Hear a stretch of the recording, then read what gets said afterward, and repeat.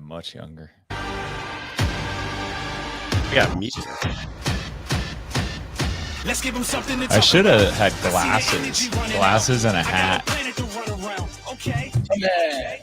Timmy.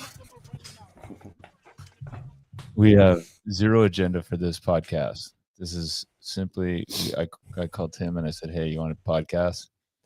And I asked a couple members to come on. Because we're doing a little bit of a member focus for our podcast for the next to the end of the year, maybe.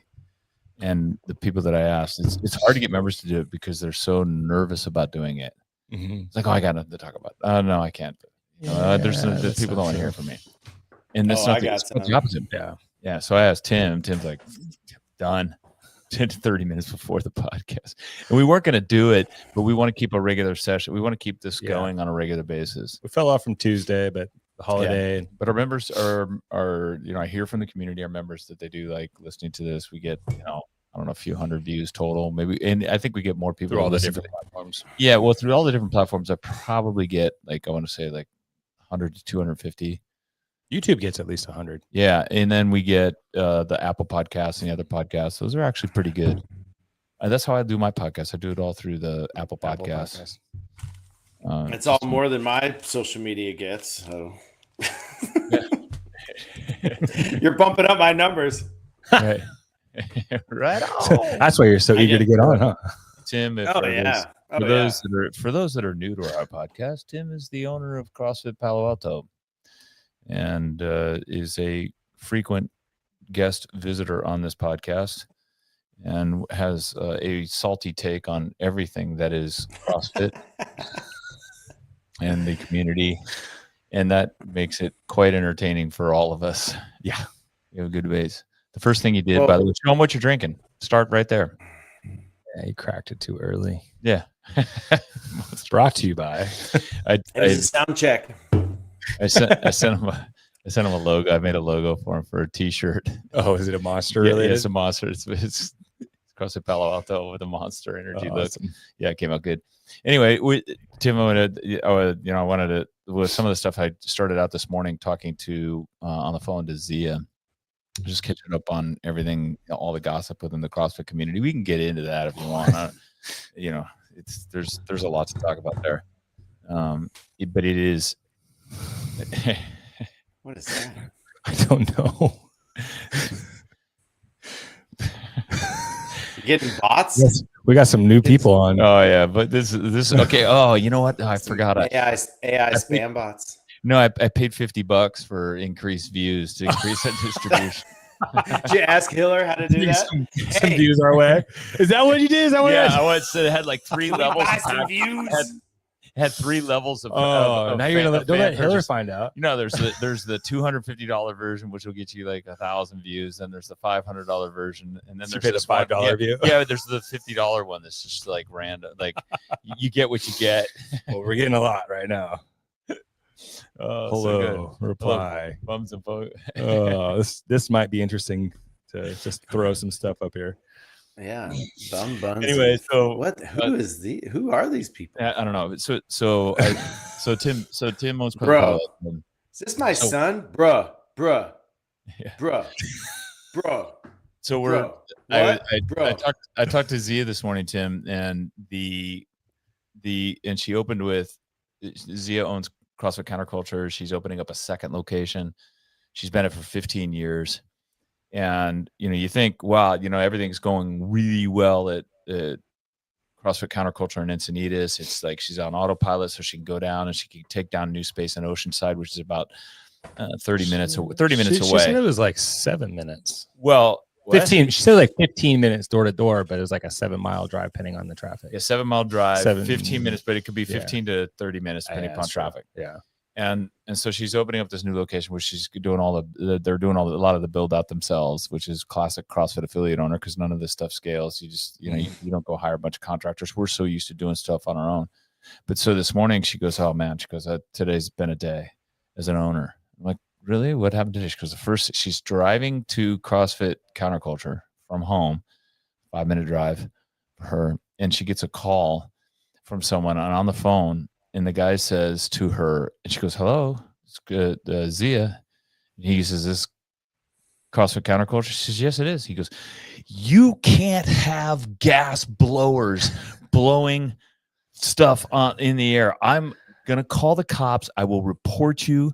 This cannot happen in Encinitas. It is against the law in Encinitas. And just ranting. And she finally got a word. And she goes, look, like, I'm in my car driving. I'm not holding a gas blower.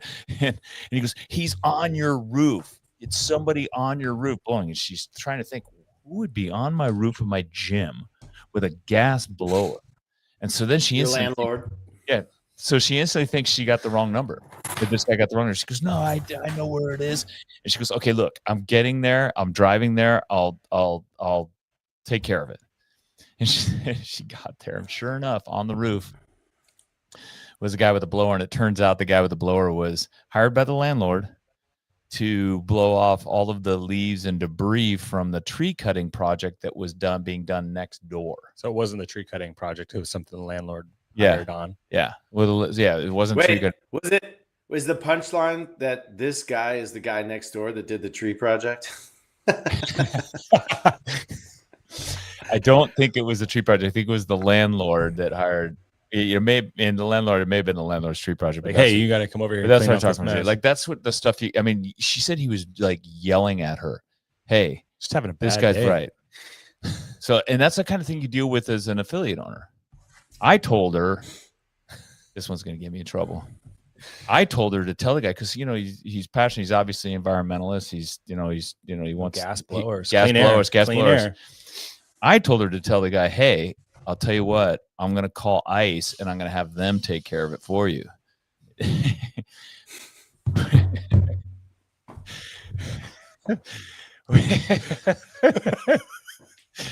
But we figured, she said,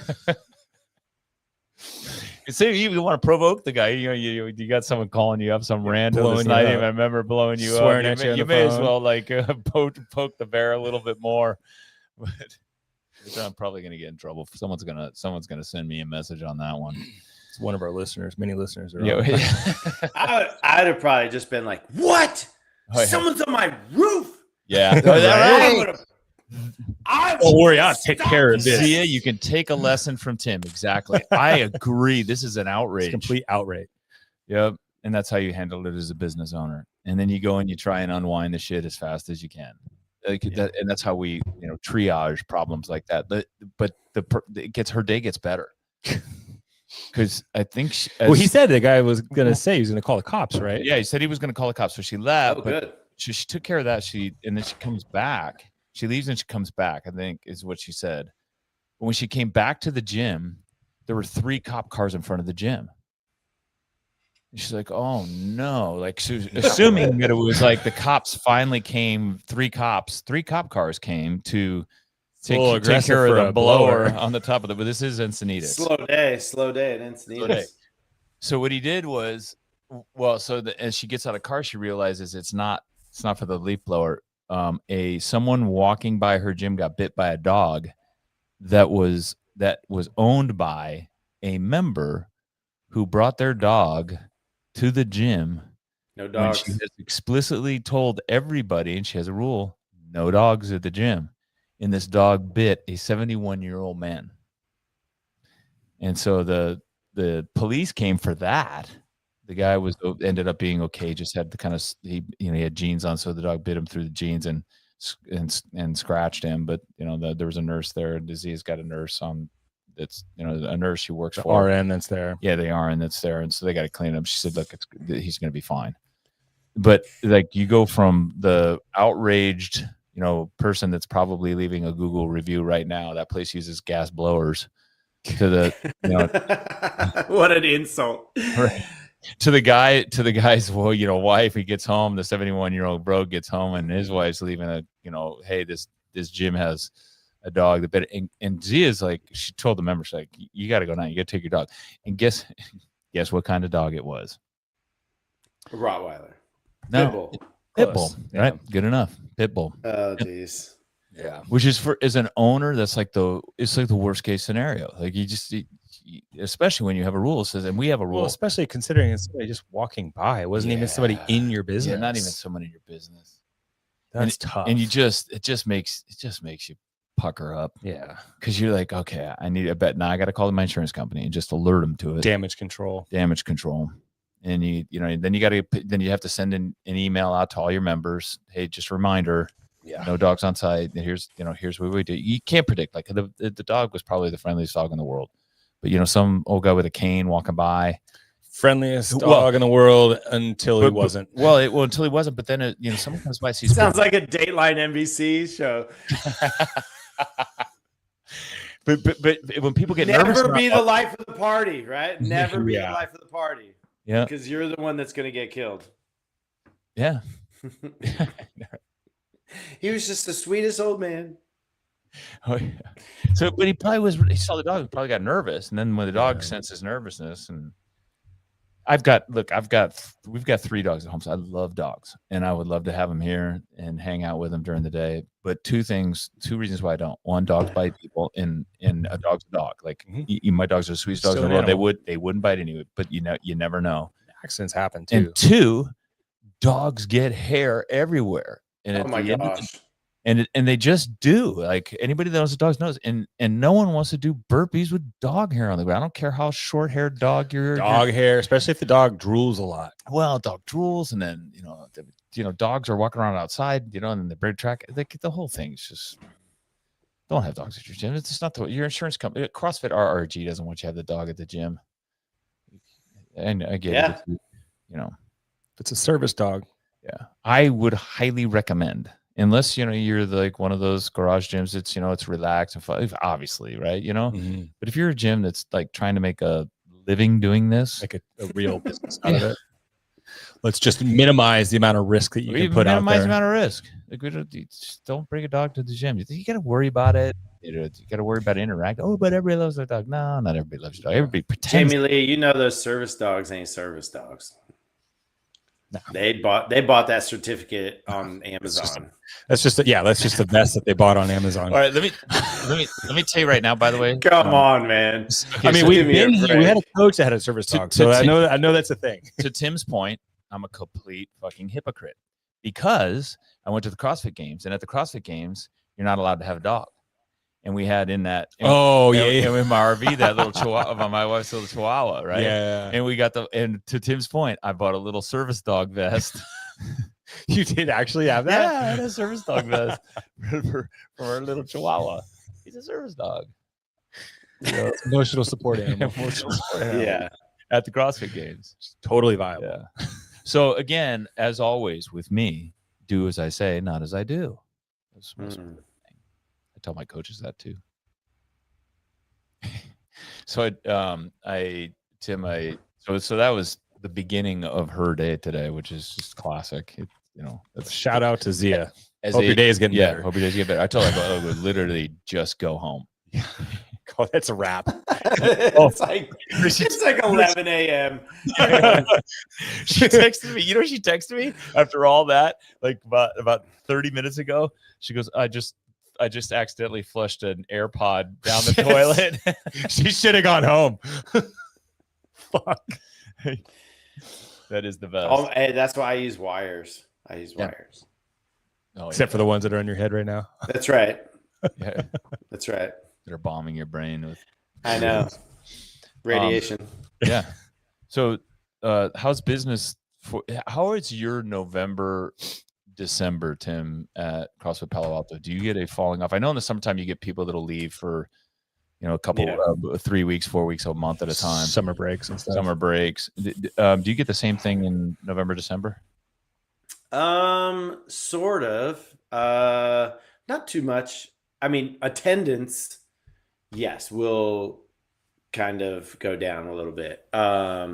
Membership wise, we're actually having a good week. A good couple of weeks. We're getting some folks. We got a couple of folks when they leave. Usually it's like they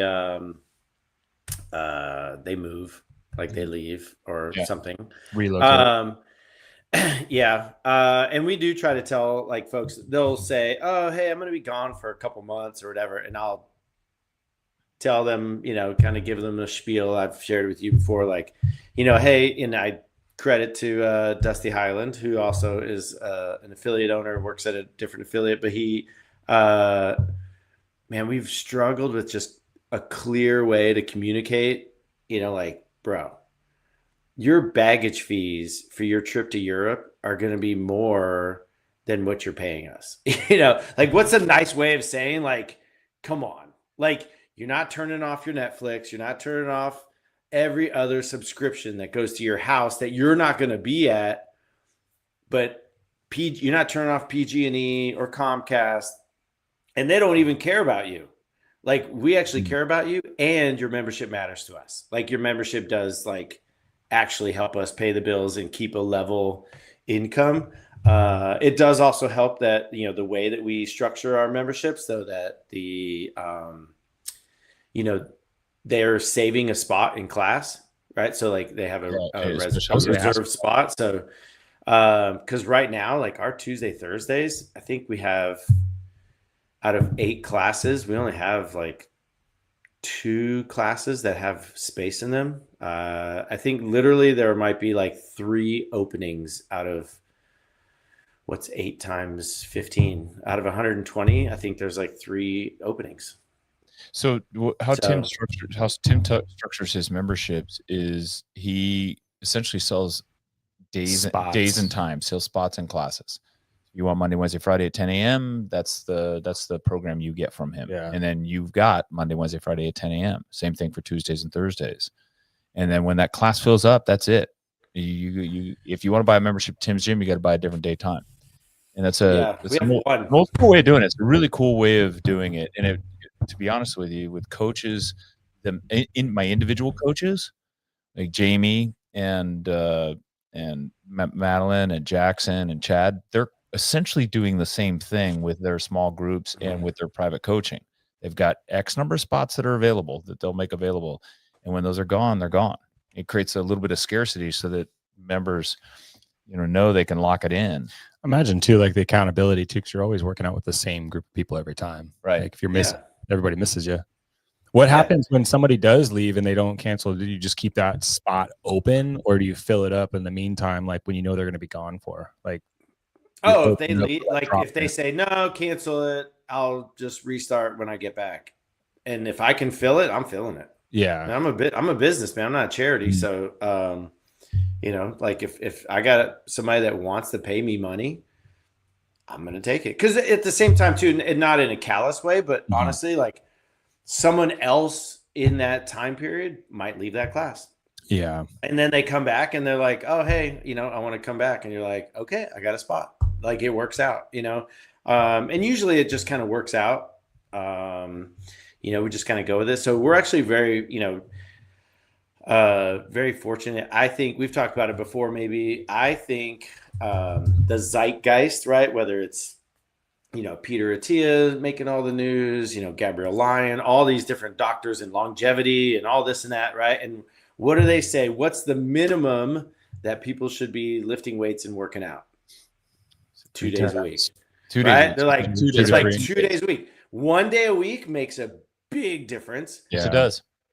You take add a second day, and it's a huge add on, right? The third day, the needle goes up, but at a much lower rate, right? So it's like, okay, 2 days. People are like, okay, I need 2 days. Then COVID, because people don't work as much on Fridays. They're not going to the office. So they're not traveling around as much.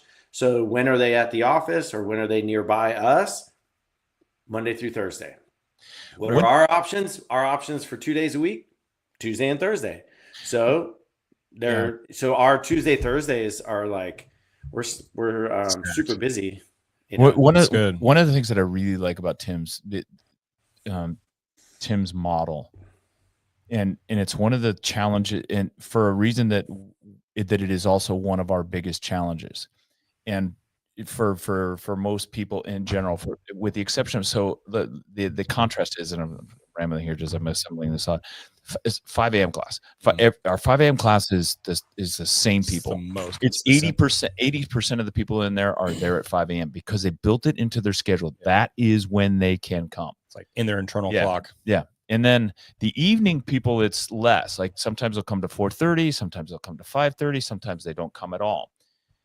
But as to Tim's point, it is having that habit of of training on at the regular time and a regular day is probably the most conducive to establishing a schedule that's in your routine. And so that's the kind of the cool thing. It's like, hey, this is my time, and if I stop coming at that time or stop paying for it, I'm going to lose that time. But they build it in. As a result, they're building it into their schedule with him, and they're kind of locked. I got a couple guys, right, 2 to 3 times a week, dude, and that's it. Like, you're set. Everything else is gravy. I got a couple guys. I love to point to one when I'm doing the introduction. I'm talking about the schedule, and I point, and I was like, see this guy right here? And he's almost always there, and I'm pointing at the board, and I'm like, see Bill, Tuesday, Thursday, 7 p.m. for the last 15 years. Like, this is in Bill's schedule. This is it. Like, his wife knows, like, that's it. That's when he's going to be driving home on his way home from Apple. That's it. Like, that's when he's coming, and we've got a lot of other guys, and I think I tell folks too, is like, it's easy, especially getting started. You get so excited, you want to drink from the fire hose of intensity, and and then you're going to get the people that are like, yeah, I tried CrossFit for like a few months, and then I got hurt, or I burned out, or whatever. And I'm like, man, I have like over 10 people probably that have been here over 15 years, and so, I mean, I think like from a longevity piece. Have you had that same kind of setup the whole time too? Like for the last 15 years, Bill we started it. All credit to Jeremy Teal, old school OG, right? Like, he did a thing on the CrossFit Journal. He called it the closed class model. And we started that. I went to the Garage Gym Blueprint. That's where you would go and like spend a weekend with him, and they would talk about, this is how we do everything. This is how we do social media. This is how we run our classes. This is how we program. This is how we structure, just some basic, hey, how to be an affiliate type of stuff. And then, so that was in late 2010, and then just before Thanksgiving. And then we, because Luke was an infant. And then we made the changeover in early February of 2011. Are you bouncing a lacrosse ball or something in there? This? Yes. No, that was just me hitting a notepad. Okay, sorry. That's like fidgeting. Boom, boom. Everybody hears it. Oh, okay. Sorry. But yeah, so no, I mean, and we just, well, it was a lot of different things. Early on, we were in a very small space, and we used to be in, I mean, like 700 square feet, like this tiny little like multi-car garage, essentially, right? And so we needed to manage our population. So we started like, okay, signing up for class, and we had like a limit of like 8 people. And then even with 8 people, we had squat rack. We had the portable squat racks. And so we would move them like out on there was a driveway. There was we were right on the sidewalk on El Camino. Oh, so you were outside? Yeah. Oh yeah. Like, we'd roll up these big doors, and so we're like right on the street front. I mean, but people loved it. They loved like cool. This one guy, Dan, he always called it lifting on the patio. So like he like, on the driveway, you'd set up the squat rack, and like you're working out outside. Like, I mean, we're in Palo Alto. You're outside all year long. It's awesome. Yeah. So the other part of this is that's cool, and it's good, especially good for newer affiliate owners, is it gives you a without any technology, it gives you a way to evaluate your business on an ongoing basis. I've got 150 class spaces available. Yeah. Or 200 class spaces available. I got to fill those up. Just kind of simplifies it. Yeah. Simplifies it. And then also helps you manage, like, okay, I'm falling off, so I need to stack it. And you can even get to a point, and some gyms are doing this. I saw an Instagram post from another gym that said, it was asked a question, do we really have a waiting list? And the answer, and then the next slide was, yeah, we do. We have a waiting list. And just the perception of what a waiting list creates is, wow, people really want into this. And then they also don't overstuff themselves so that the coach is working beyond their capacity. Yeah. You're also not what you're in early CrossFit days, Greg would talk about it, and having a handle somewhat on your numbers, but also knowing like, do I really need a larger space, or maybe I just need to manage it better? Because like that's what it's allowed us to do. I mean, our effective space, like the actual training room, is 1,500 square feet. And what's the formula, Craig? How many people can you get in the 1,500 square feet? I divide it by 20 square feet. Right. Or, right. I was going to say, no, like 100, right? Yeah. Like we can fit 15 people. Clients. Yeah. Oh, 15 people per session. Yeah. Right. So like in a class, our maximum size in a class. And then how many classes do you want to have? Right. So then it's like, okay, so we have 8 classes a day. We could have maximum, if everybody in our gym, if every class, we have room for 240 people. Right now I know like, and if everything is sold out, like, right now, Tuesday, Thursday. Yeah. But do I want a coach coaching more than 15 people at a time? Yeah, maybe, but I'd have to like, okay, now we're looking at like, do we want to get a bigger space? But like, do you know what I mean? Like, I don't know. Like, well, so but for it us, does give you your numbers, right? Like, right. Cooper, right? Chris Cooper's always like, know your numbers. To me, it's like, okay, what am I looking at? What are the variables that I can control? Can I get more people in the class? No, I'm not going to oversell the class because, I want to make sure there's always space, there's always equipment, there's always attention. Like those are the big things that we're selling, right? And then there's the safety of the familiarity. The coach gets to know you, you get to know your coach, like all those different kinds of things. Just go into it. So yeah, for us, it's worked out very well. Yeah. Greg Glassman would, said the same thing. Don't expand until your members complain a lot. Yeah. And we took that to heart. That was like, don't expand when you hear your first complaint. Yeah. If you don't expand when you hear your first complaint, wait till they complain a lot. And because that means you got a lot of members that are, experiencing this overflow. That's a real good indication. We operated that way. We went from 750 square feet to 4,000 square feet. That was a big leap.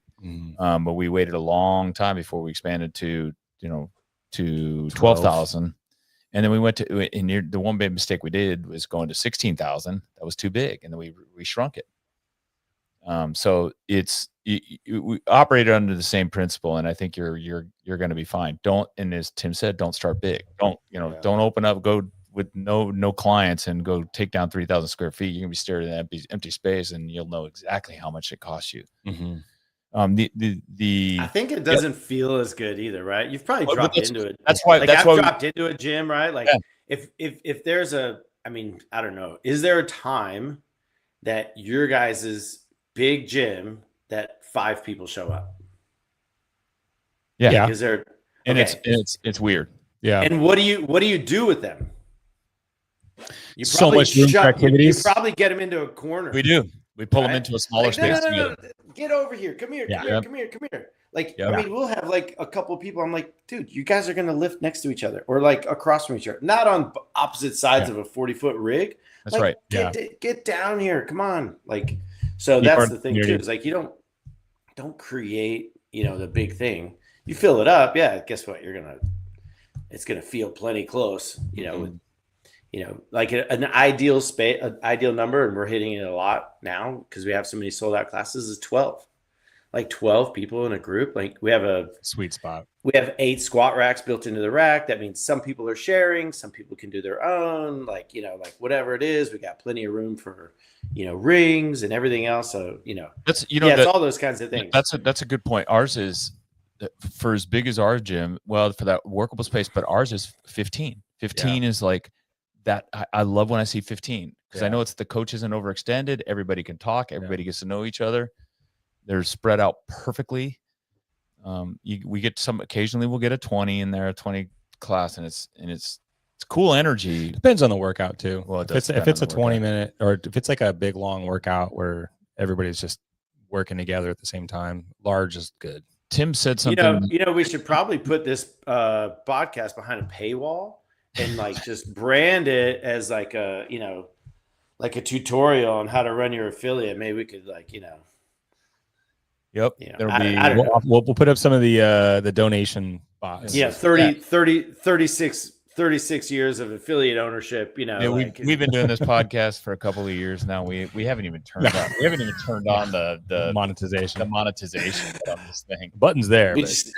We do it for fun. It's good. You need to do some, maybe we need to like invite like some games athletes or something to like, promote it. We got 3 right here. We can make a whole bunch of money. That's right. You know what? Here's what we got a champ. Tim, I got it. I'm gonna create the sheet. We know who's buying CrossFit. Here we go. Yeah. Oh, who is it? I don't know. There's your clickbait. Yeah. Oh, the clickbait. Yeah. Oh, yeah, that's good. Oh, yeah, right there. Oh, we did that little. Oh, Frony did the exact same thing. All right, let's do that clip. Clip it. But Tim, going back, to Tim's point that this is valuable, he said something in his description there that actually is really valuable. And I've thought about this recently because we have a group of affiliate owners that are coming in. I don't know, 40 or 50 people that are coming in, affiliate owners and coaches coming in this Saturday. And this is something that I've been thinking about with respect to Diablo, because people come in, they look at Diablo and say, "Oh God, I'll never be able to do that. Oh man, how do they do that?" And it's been 20 years, and I've, by the way, 20 years I've got stories. You think you've had it hard as an affiliate owner? Jamie will tell you, we've got stories. Yeah, there's a few. Oh gosh. Oh talk to Zia today. Talk to Zia today. Yeah, cops coming. Someone calling environmentalists. Yeah, environmentalists. Anyway, but the one thing that Tim said that is really, and I've thought about this, is you want to build that core group of customers that are going to stay with you for the 10 years or longer period of time. And I think about it like a great big funnel that you're, let me see if I can get my hands to say, you have a great big funnel. And at the bottom of the funnel is one of those customers comes out, and then is that one that's going to stay with you. They've built it into their schedule. They live in the area. They're going to stay in the area. It's part of their life. That's the thing. And you want to start making that bigger and bigger and bigger. And I'll be honest with you, for us, because all the shit we chased for so many years and all the stuff we did. Yeah. The best, some of the best ones are your customers, Jamie Lee, that came from CrossFit Burn, that are still with us. But we didn't build that as fast, and now I see how important those people are. And you get that number bigger, and then you can relax a little bit. You're always going to have the churn customers, the 30% of your customers, 30-50% are going to turn over every year. They got moved, they transition, they love you, they can't make it work, they have a schedule and all of that shit. But Tim's right, you want to get to that point where you're building that long-term customer base. And for me and for Diablo, it took probably 15 years, starting from scratch, starting back in 2005, 15 years to get to that point where it was like, okay, we got that core group that can, no matter what happens, they're going to be with us and our bills are going to get paid. And then we try and stack and add another one on every year. If we can add two or three a year. It's because it takes a long time to get those. Yeah. Oh, you mean like the long-termers, the long-termers, the lifers. Yeah. Yep. And then you make sure that you continue to communicate with them. You continue to provide a great service. You provide great coaching, great facilities. And I actually have like some thoughts on that funnel and how it looked. It starts with you have to have a nice website, and you have to have nice facilities, and you got to have a good schedule of classes. And that's at the top of the funnel. That's what brings people and in. Coaches who care. Well, hang on a second. To start. Oh, you mean to start? Because the first thing they see is your website. I see. Yeah. And to start the funnel. Yeah, to start the funnel. Except when they don't go to the website and they just show up. Okay, we can talk about that because I do want to talk about that. So annoying. That was Tim's day. So, and then they move down the funnel where they're going to classes on a regular basis. And what Tim does there is he makes them go to a specific class at a specific time. So I don't make anyone. They choose. They choose. Okay. But it's the only way to get into your class. Yeah, it's the only way to get So you do make them. So what we do is we allow the customers to choose through that process. And so I got to make sure that I have really good coaches. That's where the coaching comes in. Because then if I have really good coaches, they're going to get better and they're going to make improvements, and then they're going to move to the next level. right? Where they're, now they're coming at a regular schedule, regular time. They're making progress. And then finally they pop out at the end of that funnel and they're lifetime customers that are going to be with us. Maybe they get educated, they become coaches themselves, whatever it is. Mm-hmm. But Tim's model works. Anyway, go ahead.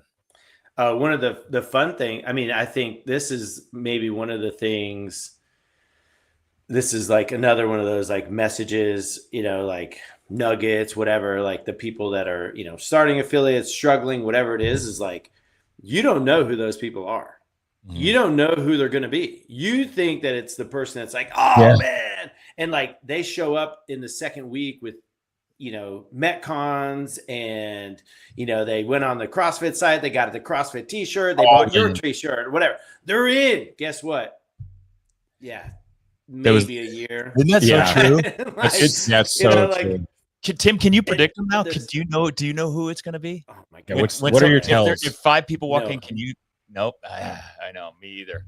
No, I don't think so. Because the first one that comes to mind, I got Cindy, and she came and, not athletic, never done anything like this. Maybe did like aerobics. She came from like a dance background when she was much younger type of thing.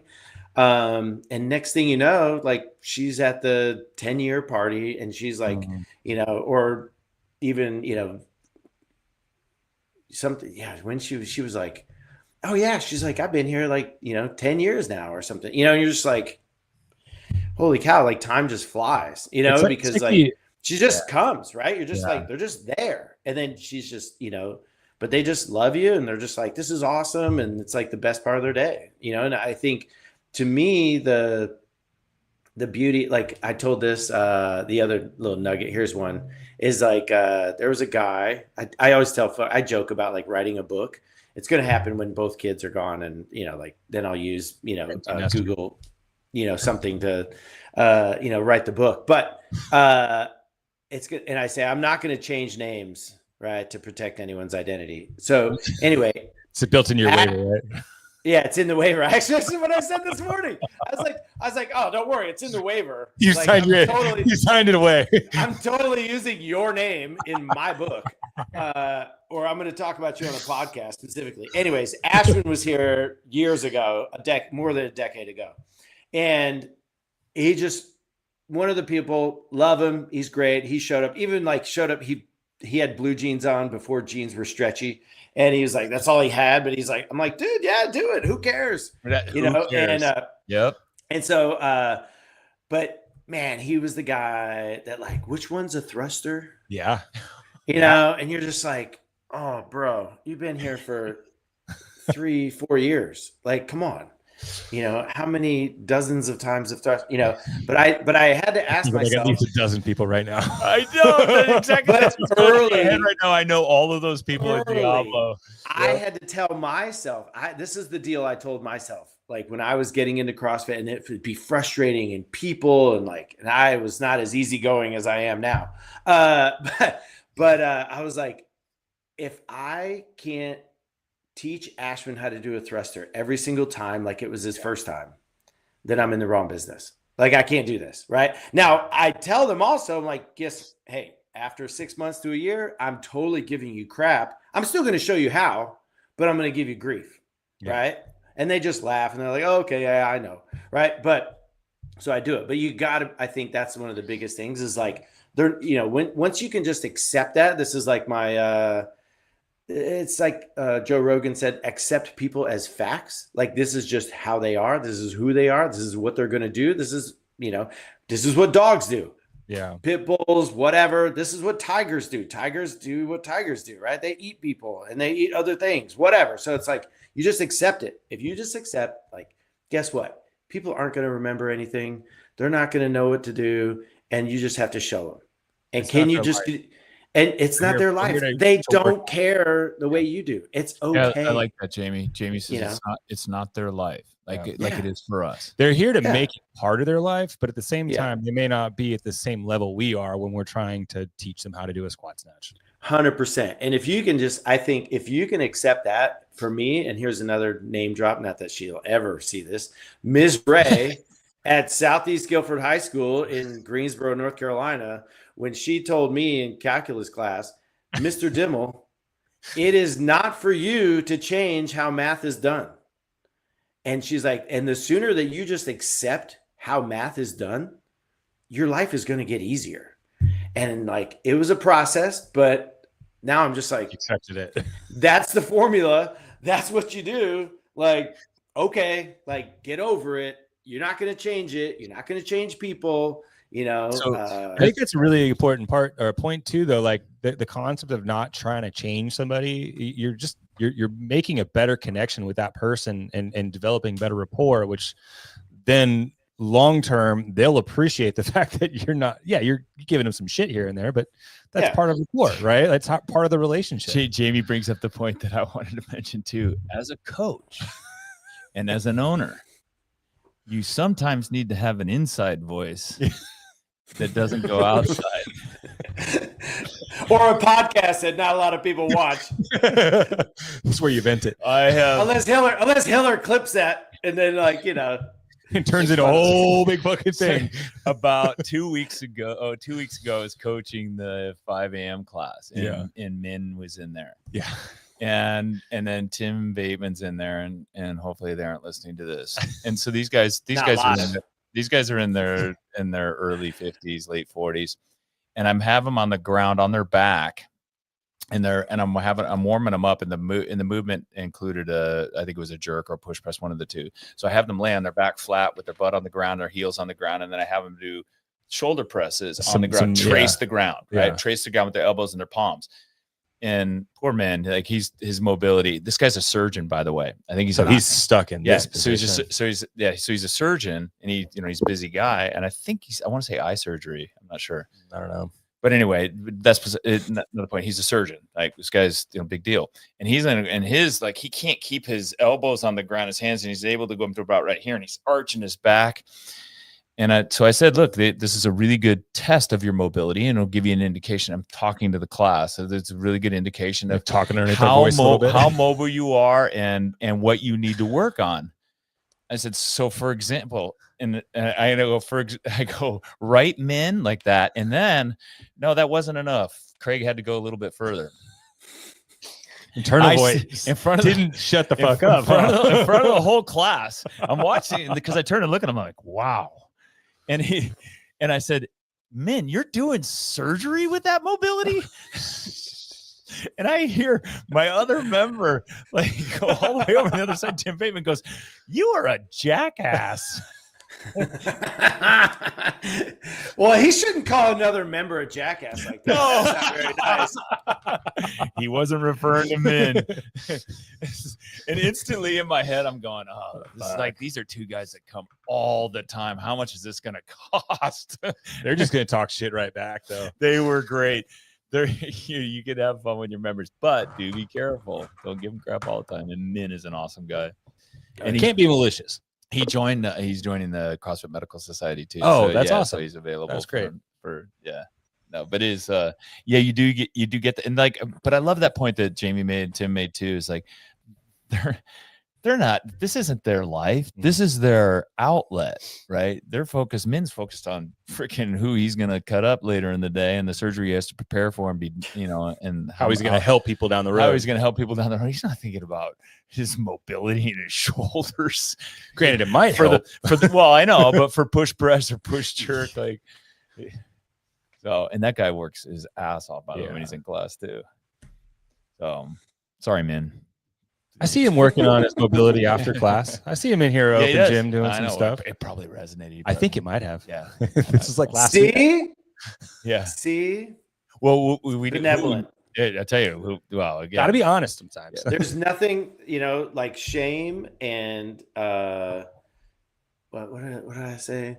Shame is a very powerful motivator, and I'm not above using it. It is fun. It works for me. I mean, think about that's another thing. Here's an owner thing too, right? How hard is it, right? I mean, this is like a relationship thing. It all applies. How hard is it for you to change anything? Yeah. Like it's brutal. And so you're going to get mad at somebody else. That's why I've become so much more Like, dude, I don't bug people about nutrition. I don't bug them about pretty much anything because I'm like, I know. dude, no one's going to change unless they want to. Yeah. Yes. You know, Until they like, come to you for help, it's like trying to give away unsolicited advice. Yeah. Here's the other thing, and this is something that over 20 years doing this, and I'm meeting a lot of owners. Our communities are reflections of us. Like this community is me and Yvonne and Jamie Lee, because he's been here as many years ahead. It's like the community are a reflection of who we are and who we like to hang out with, and that's what makes it. That's why I'm doing it 20 years. I love coming here and being able to have those kinds of direct conversations or friendly conversations and laughing conversations with people. Yeah. It makes it fun and entertaining for us, which makes us more engaged for our members. If I had to come here and every time, I can't say that to that person. I can't say that to that person. I can't say that to that person. Feel like you're on eggshells. It's not going to be fun. It's not fun. It's great to, and so what happens is those people that might be hypersensitive, for example, they're the ones that we talked about that aren't making it through that funnel and they aren't coming out the end. But the ones that are know you, understand you, respect you. They know why we're doing it. And affiliate owners are here. Everybody's here to help. Why we do this podcast. Mm-hmm. So, other than we love to hear ourselves talk. So what else are we talking about? Yeah, go ahead. What were you gonna say? Are we what do you got? Are we buying CrossFit or what? I thought that's what we're doing. I can tell you this. Yeah. Here's what start the GoFundMe. Put it in the chat. It won't make it all. It won't make it all. Remember this podcast. Be sure to like, subscribe, and click that bell. Donate to our fundraiser. Dude, we don't even know where to tell people to point. Like where do they put the like, subscribe? Is it down? Is it this way? Well, it's wherever Jamie Lee put. Ask Hiller. How are you not getting? I'm sure he would be happy to. There you go. Provide that service. Bring Andrew Hiller on and do a social media tutorial for affiliates. The cover. You got to write that on your notepad. By the way, the cover sheet for this podcast was inspired by Andrew Hiller, who made fun of our podcast. When we're talking about CrossFit. That's when you know you've made it. That's when you know you've made it. Yeah, when Hiller mentions this in his podcast, which led to a defamation lawsuit. Which is still undergoing. Well, no. I guess it's not really. Are you done? It's done-ish. Their motion for summary judgment got shut down hard. So, such a waste of resources, and time and energy and everything else. And does he know that? Does he know that led to you getting sued? Hiller knows. He does. Yeah, Hiller knows. He and I had a conversation. Shit, I wonder how many times he's been sued. Oh. The first thing he said was it true? I said yes. He goes, you got nothing to worry about. Yeah, exactly. Same thing my attorney said. Got nothing to worry about. It's true. Yes. Problem solved. Oh my god. Right, problem solved. Yeah. Expensive for somebody. I haven't been sued. Yeah. I haven't been sued. Knock on wood. Yeah, knock on wood. Yep. I have had the cops. You actually thrown out a bunch of name drops, though. Dude, you did throw a bunch of names out. Seriously, knock on wood. I have had the cops show up a bunch for various things over time. We've had, some people think Chris Cooper did a podcast I was listening to because it was a review of businesses and the outlook for the future for business. By the way, the industry is expected to grow big time. Everybody's saying that 124. Yeah. Last year was the industry was, or this year it's projected to be at like 120 billion in the entire fitness industry. Okay. Yeah. And then it's expected to grow to $330 billion. It was, what is it? What was it now? You said 120? Yeah, it's 120 billion. It's expected to go to like over double. No, I'm sorry. It's expected to grow to 234, almost double in the next 10 years. The next 10 years. Gentlemen, congratulations. You are a part of that. 8.8. You've done a great job. 8.8% growth a year over the next 10 years, and we're already kind of seeing that. Like my mutual funds, online interest, all the influencers that are talking about it, the importance of strength training. So the outlook is fantastic, I think, for CrossFit affiliates, and that's where you want to make sure your gym is set up the right way. You got good coaches, you got you're planning for the year. You're not just doing it firing by the seat of your pants. All of that stuff. And so it bodes very well, which would indicate why people are probably, there are some people that are interested in CrossFit and acquiring CrossFit for their investment For the portfolios. But that, you know, again, I can't control that. I don't have any influence over it. I get tidbits here and there from various different people. What I can control is right here at this gym, my coaches and my community that are right in front of me, and keeping them motivated and interested. And CrossFit is just an incredible methodology that produces amazing results. And when people find it, and my members talk about it, my coaches talk about it, we're going to get more people in here doing it. And I get to hang with cool people and do podcasts with some the coolest. Yeah. Yeah. So anyway, how long we've been on? An hour? 50 minutes. 50 minutes. 5-0. All right. Tim, thanks for being on with us today. Thank you, sir. Oh, that's it. Okay. That was a fun conversation. Yeah, because it's stuff to do, people to see, and money to make. Yeah. Lunch to eat. Yeah, lunch to eat. I'm starving. Right on, guys. Till next time. All right. Thanks, boys. Thanks, man.